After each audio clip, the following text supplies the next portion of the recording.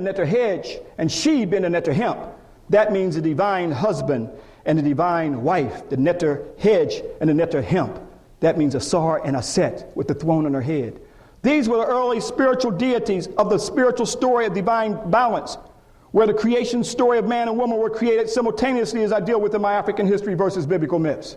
But as we look and see, they also call the Remeti, the pre-dynastic Kushite, Kemet African heads in the Cairo Museum. These were the ancient Africans that came up out of the beginning of the Nile, where the heads are still right there in the Cairo Museum.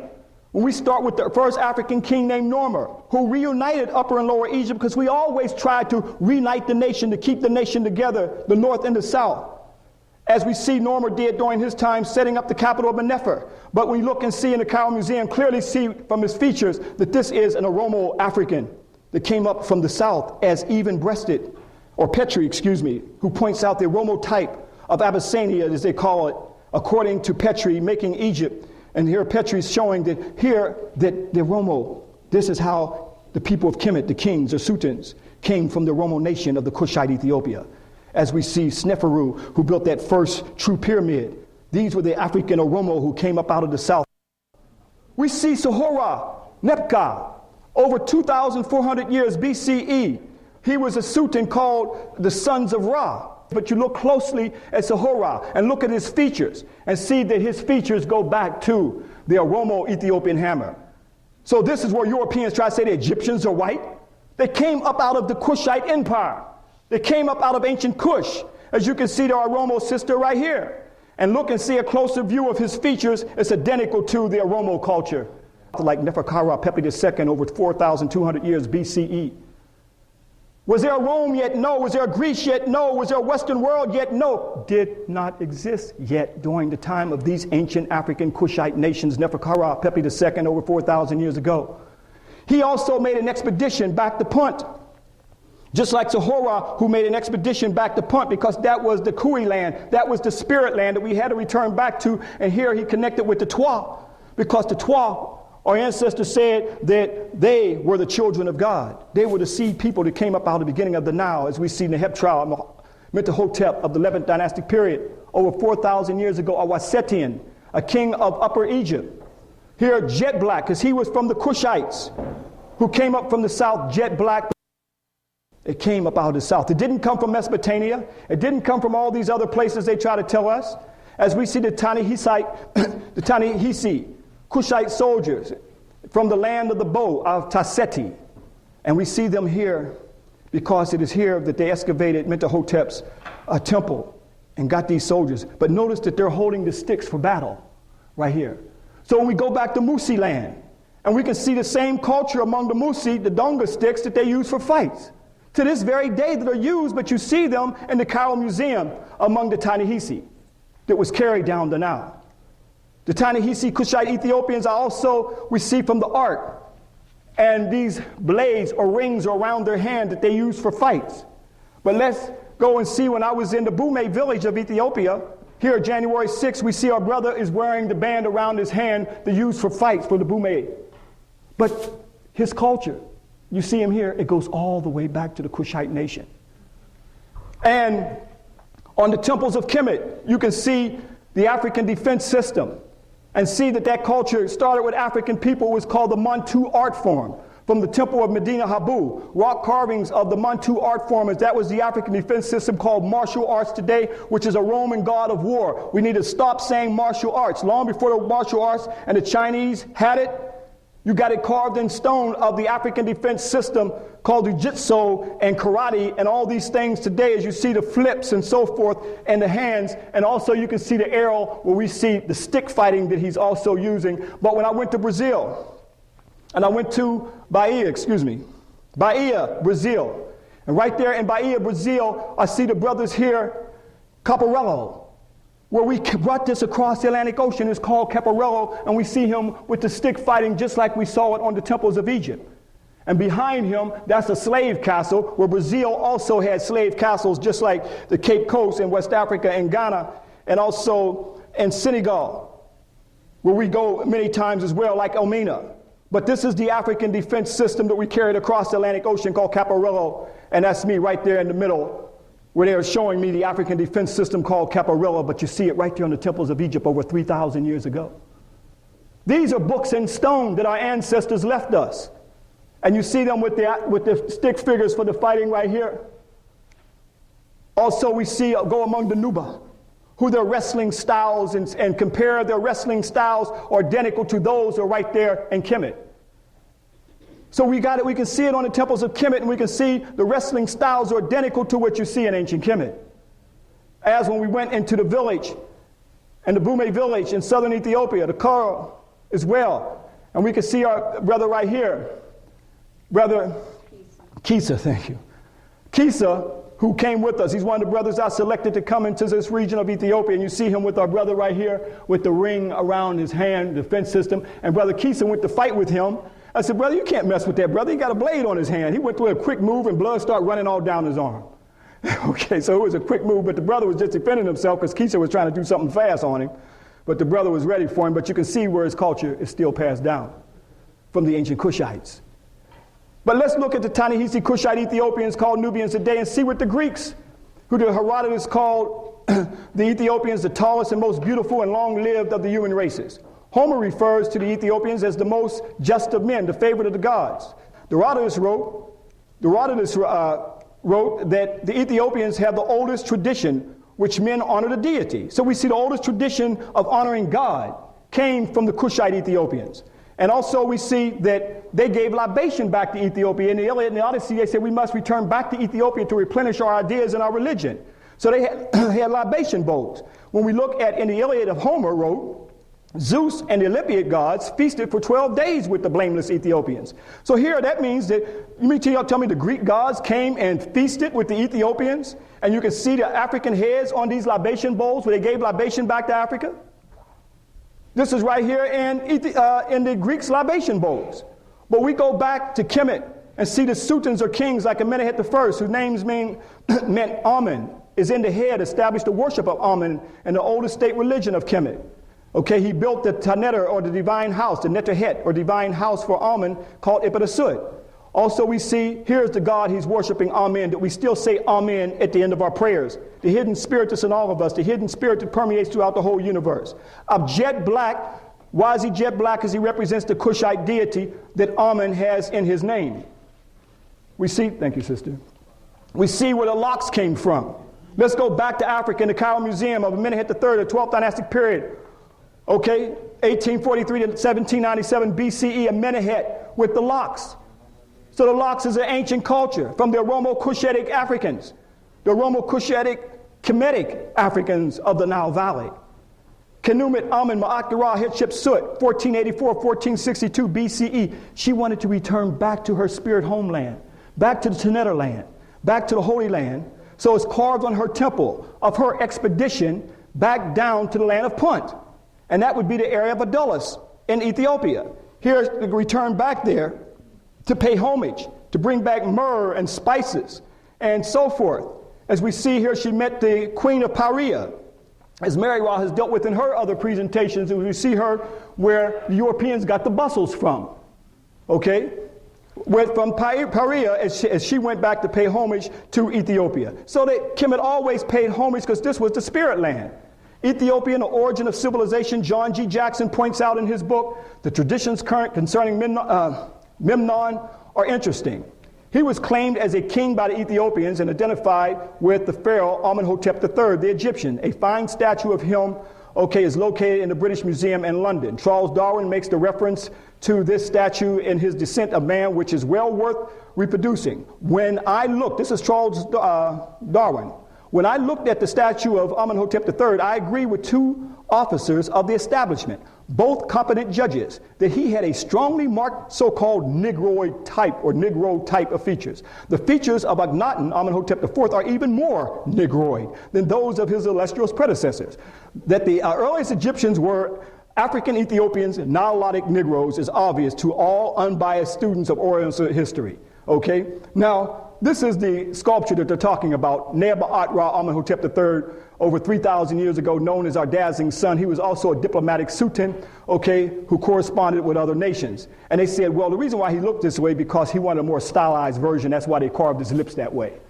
But he made his lips that way because that's exactly how he looked. These are his statues in the West Bank, right there in Kemet and Upper Kemet, going to the West Bank. That's the Valley of the Kings. You'll see these two statues here, although in ruins. But the Greeks said that these statues was Memnon.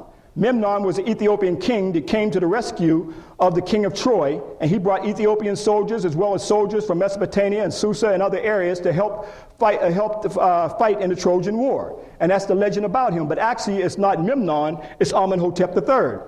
And you see him right here, carved on the side. As you can see, he is an African Cushite. As we take a closer look at his features, he's a Romo Cushite Kemetic African of the Nile Valley. As we see his features very close, and he identified himself as the Neb Kadu. That means Lord, King of Kings. This is where the earliest term of Lord, King of Kings come right here, as you can take and put your hand 5 inches into the Medu Neter. That's how deep we carved this early in first language. He was also called the Sarah, or the Son of God. Here at Ta-Nehisi, or Nubia, okay, or the tomb of Hoi, viceroy of Ta-Nehisi during the reign of King Tutankhamun around 1300 BCE. Now at this time, depending on who ruled. Sometimes Kemet ruled, sometimes we see that, my mic cut off, sometimes we see that the Kushites ruled. I think this mic might, so I'll just try to talk louder, okay? When you go to Abu Simbel, you can see the two monuments showing the unity of Upper and Lower Egypt. Again, where Ramesu married the Ta-Nehisi daughter, and that is Nefertari II, showing the unity of the two nations.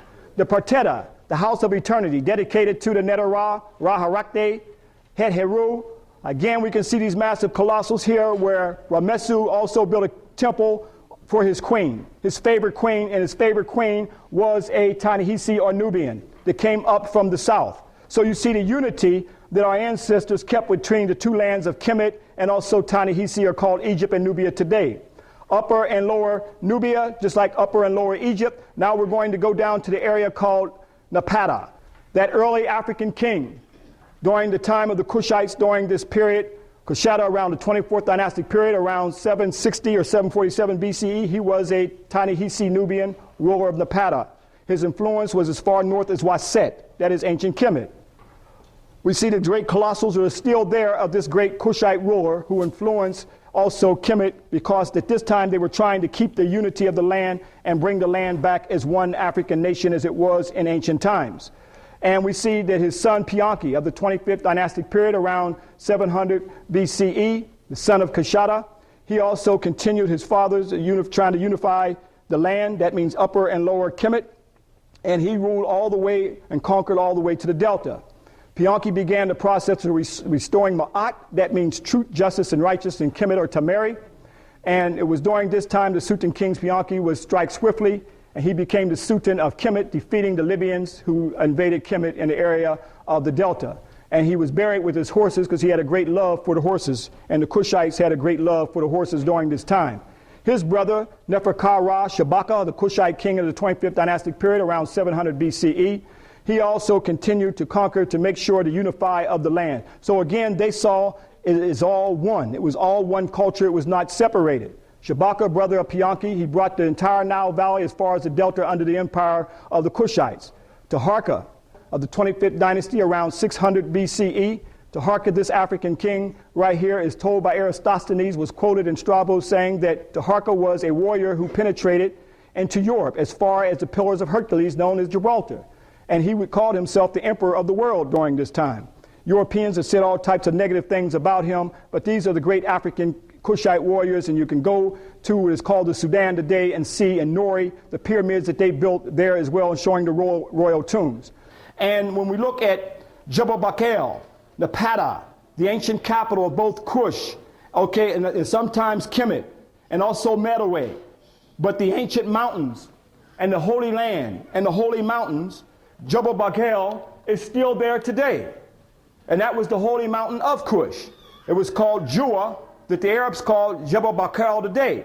And although you see that the ruins of this ancient temple that was once at the foot of this sacred mountain, you can still see some of the ruins here today, but it was the holy mountain of the spirit of Amen. Now, as I said, if a man named Moses lived, he had to pass by this holy mountain. So did he get the story of Mount Sinai from the holy mountain of Amun?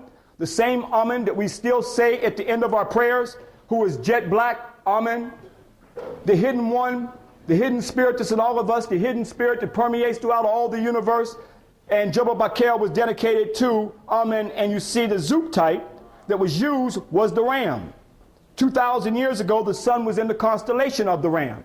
As we look and see, just like in Waset and Kemet, you see the ram is still used even in ancient times, showing that they were one culture, one civilization of the African Nile Valley, and here was the mother, and this ancient temple that was built there was built for Amun, just like the temple that was built in Kemet, right here at Ipet Asut for Amun as well. But the mother came from Cush.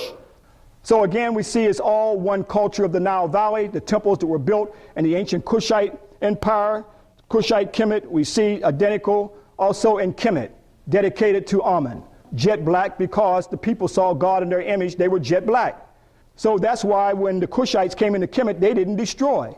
They built, and because they knew Amun came up out of the south. And when we look and see why did they have this mountain associated with Amun, it may be by this little piece from this mountain right here, because when you look at that piece, it looks just like the uraeus.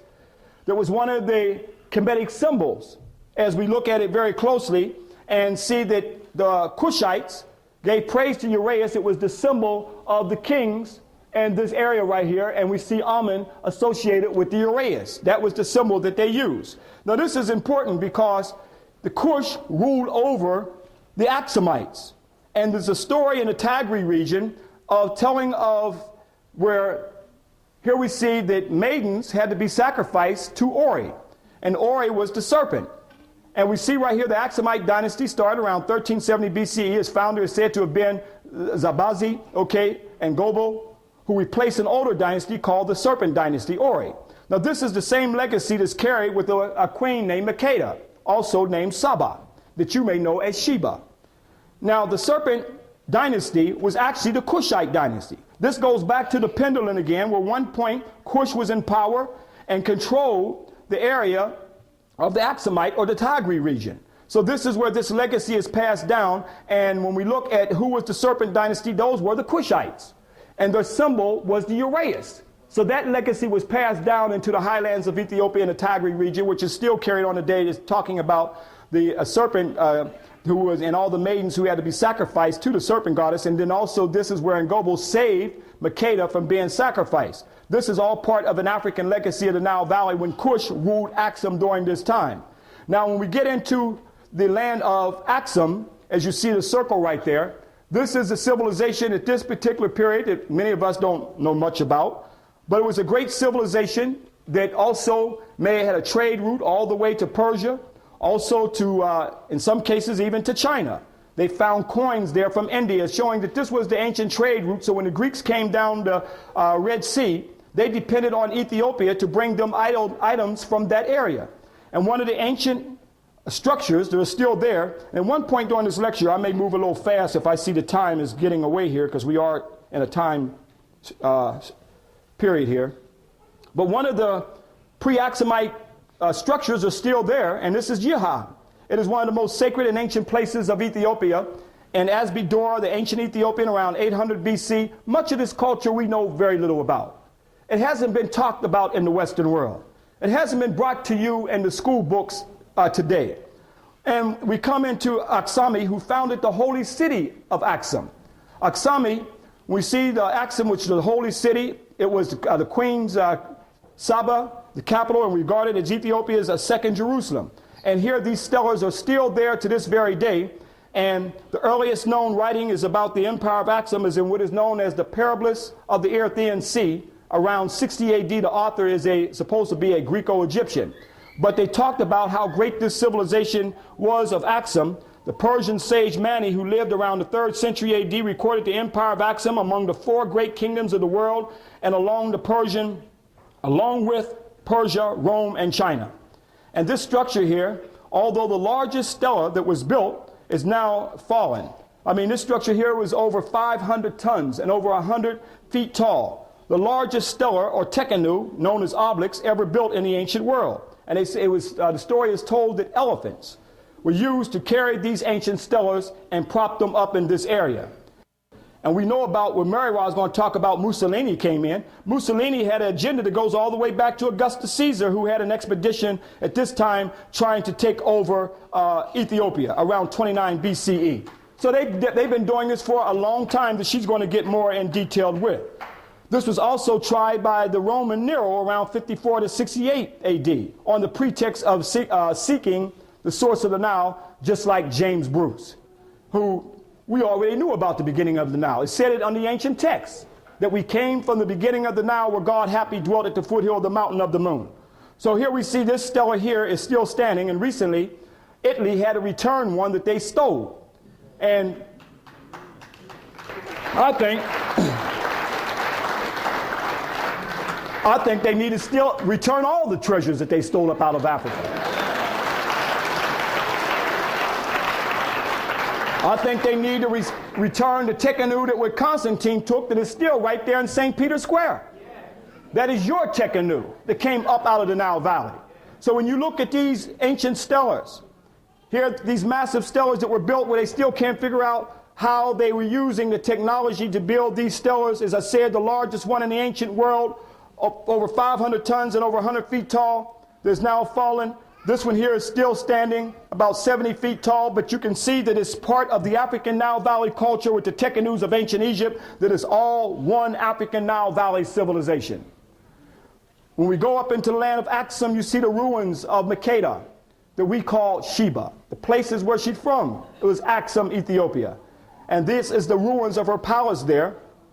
The story that we know about Makeda comes from the Kaba Nagus and the Father Nagus of the Royal Ethiopian Chronicles and oral tradition. The story is derived from the biblical account and also in the Quran. But when we understand and see that the story, when we look into the Quran, it talks about the story of Makeda making her expedition back down the Nile, the Red Sea, into the land of Jerusalem. But when we look and see how we got the Kaba Nagus today, brothers and sisters, it's through Wallace Budge. He's the one who retranslated it when James Bruce took these sacred writings, stole these sacred writings from Gundar. And they were retranslated by Wallace Budge, and Wallace Budge is the one who told us that Makeda was not from Ethiopia, she was from Arabia. But prior to that, even the Portuguese, even during their time in Ethiopia, saying that she was from Axum, so why should Wallace Budge come much later and change it? Like we see Francisco Alvarez in 1520 said that Axum was Makeda's home. But Europeans were trying to remove the history of Ethiopia and bring it somewhere else, because here we see a biblical account that they don't want to have anything associated with Africa. Even the name Ethiopia in Genesis has been removed, and the New American Bible now is Cush, and Cush is somewhere else, they said, not in Africa. So it's got to be moved out of Africa, even though in Genesis chapter 10 the sons of Cush was Saba and Havilah, and we see other various names, and also Sheba is associated with that. If we look in chapter 43, verse 3, am I going too fast? Okay, because I want to move along here, because I don't want to take up all the time.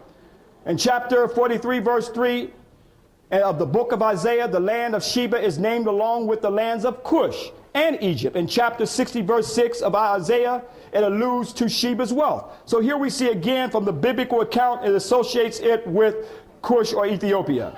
And when we look at the Kaba Nagus, as I said, it was called the Glory of the Kings. From the 4th century is a translation from the Coptic original found before 325 AD. It was written in the 14th century by Nebri Ed Yashik, who he translated from a Coptic original. So this is a very old book that existed even before European Christianity. But in the Kaba Nagus, it speaks of Tebrin, the trade minister of Queen Makeda, or Saba, that we know as Sheba, where Solomon puts out the call that he wants to build the great temple and build the ark. And he was looking for great wealth and treasures to be brought back to the temple to build this structure. Timrid made the call, and this is the trade minister of Makeda. He returned to Ethiopia and told Makeda about the story of this king named Solomon. The queen of Seba, or Sheba, the name Sheba is Saba, as I said in Ethiopian language. In the New Translation or the New Testament, she is called the Queen of the South, which means in Ge'ez, Negesta Azib, or mean the queen of the south. Azibis, the queen of the south, and the Kebra Nages, she is called Makeda. The Arabs refer to her as Queen Belkis. So we see the story is told in both Hebrew, Christian, and Muslim texts. So we see a relevancy to the story.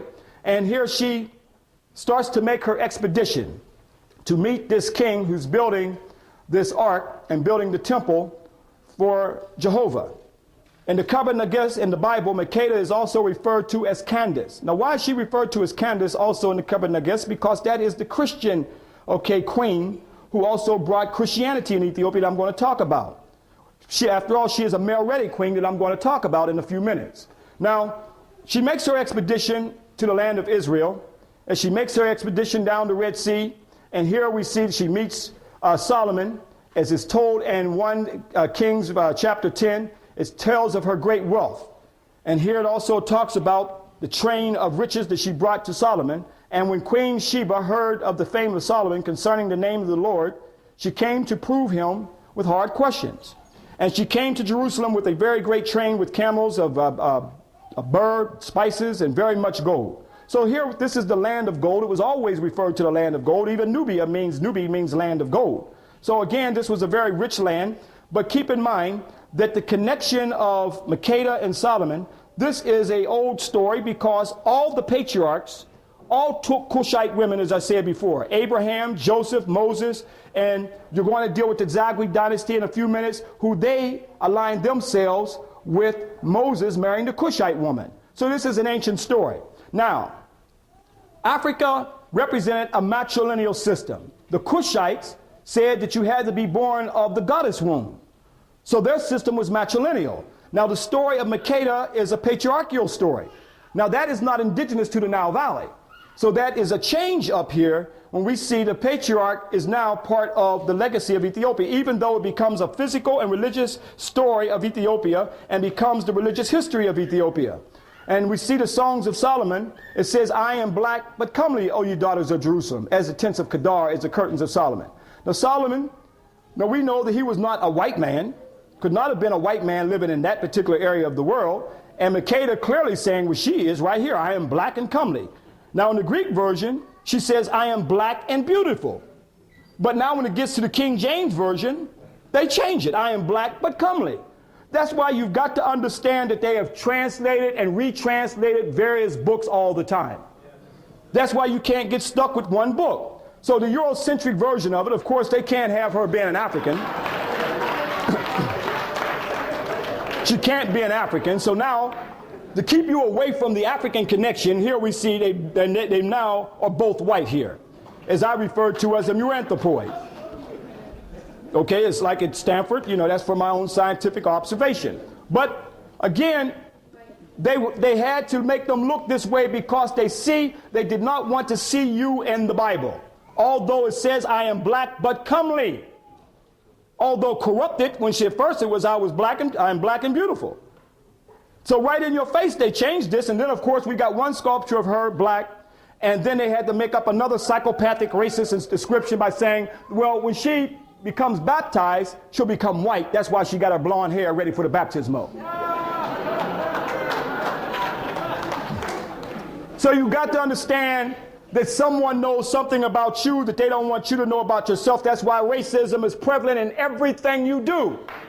Everything you do. In your educational system, in your political system, in your civilization, everything you do is based off of their own psychopathic racism to remove you, and then I'm supposed to be quiet. I can't say nothing about it. But in Kings it says that, and she gave the king 120 talents of gold and spices, very great store, and precious stones. So here we see right here that also the navy also of Harem that brought gold from Afar. Now Afar is Afar in the eastern region of Ethiopia. And here through their union, although in the Kebra Nages, it speaks of that Solomon tricked Makeda in the bed. That's what it says in the Kebra Nages, but she was tricked, saying that she was not to eat or drink of anything of the palace. And then he gave her all this spice. And of course she wanted to drink, and he said, you can't take of anything of the palace. That was our agreement. She says, but I'm thirsty. So then she had to give herself to Solomon. That's in the Keber Nagis. So here they have a union. Between the two of them, they have a son named Ebna Hakim. And Ebna Hakim is Menelik, the first, who I'll deal with in a minute. But now we see the precious stones that came from Ethiopia enabled Solomon to build the Ark of the Covenant. Now the Ark of the Covenant is supposed to be the sacred house of Jehovah. And here we see two cherubims or angel-like figures are on top of the ark. And this is supposed to be the portable God house. And they carried this ark into war. They also had a holy place called the Ankh Manu for the holies of the ark. But the ark is an ancient story, brothers and sisters. It's an ancient Cushite story that came from the Nile Valley with the cherubims and angels on the sacred tombs and also on the reliefs of ancient Kemet, showing the ark is an ancient story long before this time period. When we look in Exodus, it says, and the cherubim shall stretch forth their wings on high, covering the mercy seat, which I just showed you. With their wings and their faces shall stretch, look one to another towards the mercy seat. Shall face the cherubims. Then we go down to 22, and there I will meet with thee, and I will commune with thee from above the mercy seat, from between the two cherubims which are upon the ark. Well, if you go and see that the Cushite Kemet, you see the two cherubims facing one another, and Amun-Ra, and between the two of them, just as you read it in chapter 22, where Jehovah God will meet and commune between the two cherubims which are upon the ark. So this is an ancient story long before this one was told. But this is an ancient Cushite story, and even in the Holies of Holies, where the ark was placed in Solomon's temple, although we got a sketch of the hypostyle hall, but Kemet, we can still see this same story. But here we see this ark was carried in the war. It's supposed to have leveled mountains and everything. I mean, it was something else. But also in Kemet, the portable God house of Amun was carried by the priests of Amun, just like the ark was carried among the Hebrews. But when you go into Kemet and you see Waset, or the temple of Epidasut, where the ark of Amun was taken out of the Holies of Holies and placed right here in the hypostyle hall. Here you see the hypostyle hall and the Holies of Holies and the ark and Solomon, a sketch of Solomon's temple. But when you go back to Africa, there's no sketch. You see the actual thing. So this is an ancient story of ancient Cushite Ethiopia that's been passed down for thousands of years. But as we got the story, Menelik makes his journey back to Jerusalem to see his father. And he returns back. And keep in mind that Solomon does not have another son, because after all, Rehoboam, his second son, is a very young man, and Menelik is his first son. So that tells us that the Hebrew faith and the original Hebrews are right there in Ethiopia. Here he also took the ark, because Solomon said take a son of each tribe with Menelik back to Ethiopia. And Azariah, went back to Ethiopia with Menelik I, and this is the story that we got how the Hebrew faith came into Ethiopia. And there's one story account in the Keber Nagis that he stole the ark because he was furiated of how his mother was tricked to get into bed with Solomon. But as we got the story, that shouldn't be there, here we see the priest returned back to Ethiopia. Now keep in mind, the ark is the cornerstone of the faith of Ethiopia. And here we look at this and see as he returns back, Menelik brought the ark to Tanakarkos. This is a sacred place in Lake Tana in Ethiopia where the ark was brought. This is what made Ethiopia a Hebrew nation at this particular time. They were not Christians. They were Hebrews during this time, and Menelik is the one that brought the Hebrew faith and practiced the Hebrew religion during this particular period. And in Gundar, you can still see the tukels with a Mogendau or Star of David on top of the tukels, or the synagogue that you see right here. So the faith, and you see, again, this validates that the origin of it came up out of Nile Valley. And I'm going to go a little faster here because I'm looking at the clock. And some of our sisters who are of the Hebrew faith are still there in Ethiopia, although many of them were airlifted up to taken back to Jerusalem, and many of their culture has been stripped in many cases and forced to practice a European Ashkenazi, European version of the faith, who they are not the beginning of it all, at all. They practiced the original Torah. And they refused to accept the Babylonian Talmud because that's the racist version that they put in there, that we were cursed black. So this is at the conference where they got together at the conference of Jamnia and made this story up. But here in Gundar, you can see some of the Hebrews who are still there in Ethiopia to this day, and they come out with this book called The Lost Jews. They say, we're not lost, we're right here in Ethiopia. They said, you must be lost.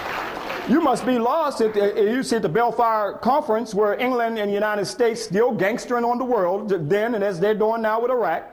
Here they took the land off the Palestinians and gave it to the European Jews who were being persecuted by Hitler during that time. They wanted their homeland. They took the land. Also, we see the news reports. It talks about Ethiopia, the black Jews, and building in the wilderness. And we see the accounts that, as I said, the term Falasha, which is that they in the E's means stranger, although that is they call themselves Beta Israel. They refer to themselves. And also they speak of in this article that their religion, however, is they say is a primitive brand of Judaism. How could it be primitive when they're practicing from the original first 5 books of Moses, as the story goes? Theirs must be primitive. They made it up. Because they refute, and it says right here, and it is based almost entirely on the biblical sources, and until they were discovered by Europeans in the 19th century, they had never heard of the Talmud, because the Talmud is the one the Europeans brought on. As we see, the rabbinical establishment in Israel is also suspicious about the lack of documentation on their origin. I mean, they should be suspicious of them. Okay? They're suspicious. But doesn't it say in Amos chapter 9, verse 7, are ye not as the children of Ethiopia unto me, O children of Israel? Okay, saith the Lord. Dr. Yosef Benyakin, he's also at Agag. His family background also goes back to the African Hebrews in the highlands of Ethiopia, and I was with him in 1981 when he returned back to visit his family. And his book, We the Black Jews, is a great book to read about them as I deal with them in my African History versus Biblical Myths.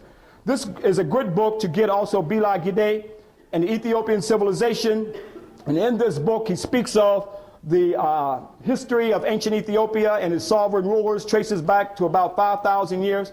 He also speaks of the names of 237 kings and emperors that starting from Menelik I, okay, and Queen Solomon and Queen Makeda or Saba. And let's look at the lineage, okay? And we look at the lineage and see that these names are African Kemetic, Cushite Kemetic, like Amenhotep. Amenhotep is Amenhotep III over 3,000 years ago. If you look at other names like, okay, we know about Aksami, who started the Aksamite, okay, the holy city, but the second part of his name is Ramesu. Ramesu is an ancient Cushite Kemetic name because we see Ramesu, Murray Amen. He's loved by Amen, Ramesu. So these are indigenous now vowing names, and this is Ramesu Murray Amen right here, or Ramses II. Other names like Keshata. Keshata, also, he was the one that opened up the 25th dynasty, the Cushite kingdom. And this is Keshata right here of the 25th dynasty. So these names are African Cushitic names. Okay, these are not Hebrew names here. Shabaka, again, you see Shabaka right here is an African Cushite Kemetic name. Amen, we dealt with Amen as we see Amen right here. So the legacy and culture is still passed down for thousands of years, and is also in the Menelik line as we see the Cushite warrior, Sutan king, Pianki is also in the line with after Menelik I as well. So these were the African Cushite kings, and we see the lion of the tribe of Judah, or the Lion of Judah, represents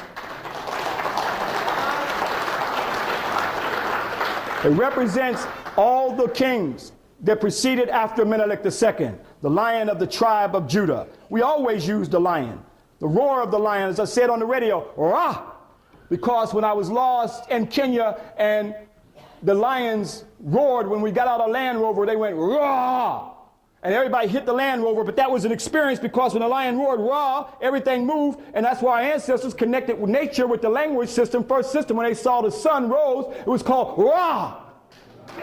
The sun rose and it flared out like the mane of the lion. So it's an ancient name. After all, the portrait of the black Judeans from southern Canaan of 650 BC are black. So these were black. Keep in mind the southern part of Israel, Judah, is black. We're always in the south. You know it. South side Chicago, South Philly, South Kemet. We're always in the south. That's how you know the people were black. We might be in South Toronto. I don't know what the hell does it work in Toronto. All right? Also in Kings in the Bible, we read of Taharka, another African Cushite king. And when he heard, saith to hearken the king of Ethiopia, behold, he has come out to fight against thee. He sent messages again to Ezekiel, saying, thus shall you speak to Ezekiel, the king of Judah, saying, let not thy God in whom thou truth deceive thee, saying, Jerusalem shall not be delivered in the hands of Syria. So he's saving his African Judeans, his African brothers. He didn't walk up to them and say, what religion are you? He saw that they were black, they were Africans, they were Cushites. Their origin came from Cush. So he was saving them, and that is Taharka of around 690 to 664 BCE. He's not spoke of much, but he's right there in the Bible. Also, we see at this time, the Cush kingdom moves down to an area known as Meroe. Meroe is the ancient kingdom. Here we see King Esfelta around 600 to 680 BCE, grandson of Taharka, was the first Meroe king. And as the story goes here, as I said, they were the divine kingship during this time, and they had to draw their lineage from the goddess, okay, from the African queen mothers of Meroe during this particular period, and they were chosen by the priest of Amun. And then when their time was up, also it was the priest who said that they had to take their lives and they had to be sacrificed. Now that went on up until Sultan Ankhamani. He started the kingdom of Meroe, so when the priest came to him when his time was up and said that he had to abdicate the throne, and he said, well, and they also had to sacrifice him. So he said, well, we're going to change this. So he killed all the priests. So he changed up. And he was a Meroitic king during this particular period. And during this time, we see the building of pyramids. There are over 200 pyramids in Meroe. There are more pyramids in this region called the Sudan today than in Kemet. And also the structures are built with a perfect, more sharper equilateral plane, and they have a temple structure coming out from the pyramid, as you see right here, called the Akkad. This identical to the ones in Kemet as well. And when you look and see the ancient war machine, or the ancient tank, was called the elephant. It was used by the African Cushites. This is where the idea of the tank, a large elephant coming down, can you imagine? Just like tanks today. But this is where the tank got its, today, came from the ancient war machines, and those were the elephants used by the African Cushites. Also in Kolobolo, Mendelusi, the older brother of Asar, we go here and see the language called the Meroitic writing. Here they cannot translate. They have not been able to translate Meroitic writing to this very day. Although they've translated some of the Medu-Neter, not all of it, but they have not translated the Meroitic writing at all. Masarat, here in Meroe, Ethiopia, present-day Sudan. Here's my early days. That's me right there. It may not look like me, but that's me. Black beard and all. In our early expeditions with Dr. Ben during field research in Meroe, Ethiopia, present-day Sudan. Here we can see the ancient temples. They're identical to the ones in ancient Kemet. And brothers and sisters who are around these ancient structures are just like as you see on the temples in Meroe. So you see the culture is still going on. The great religious complex of Masarat, elephants that were used right here. This is where Hannibal came to get his elephants from. After all, we see, where did Hannibal's elephants come from? This is where elephants were trained at right here, and how Hannibal knew about this as a animal that could be used in warfare as he fought the Italians during his time. And this is a symbol called the Ba that the Meroitics used. Here the Cushite Meroitic Ethiopians used a symbol for the Ba, which was a soul. It was a human head and a bird's body. It represented the